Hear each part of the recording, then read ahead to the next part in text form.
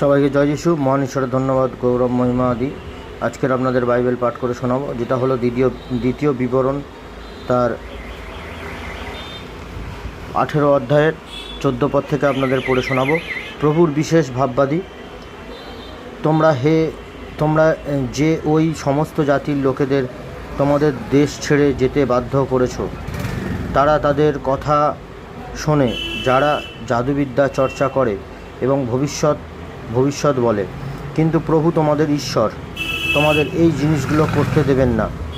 15 পদে ঈশ্বরের বাক্য এইরূপ বলেন, প্রভু তোমাদের ঈশ্বর তোমাদের জন্য একজন ভাববাদী পাঠাবেন।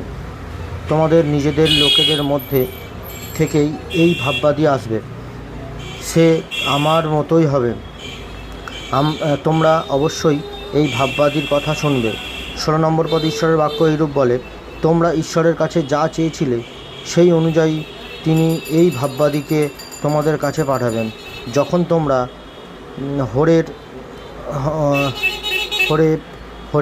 পর্বতের সকলে একত্রিত হয়েছিল, তখন তোমরা ঈশ্বরের রব শুনে এবং পর্বতমালার ওপরে সেই মহৎ আগুন দেখে ভীত হয়েছিল। সেই জন্য তোমরা বলেছিলে, আমাদের প্রভু ঈশ্বরের রব আমাদের পুনরায় আর শোনাবেন না, আমাদের আর সেই মহৎ আগুন দেখতে দেবেন না, দেখলে আমরা মারা যাব।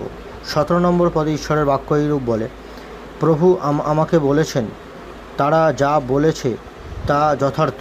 18 নম্বর পদে ঈশ্বরের বাক্য এইরূপ বলে, আমি তাদের কাছে তোমার মতোই একজন ভাববাদী পাঠাবো। এই ভাববাদী তাদের লোকেদের মধ্যেই একজন হবে।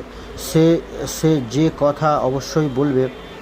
কথা বলবে অবশ্যই সেটা আমি তাকে বলে দেব।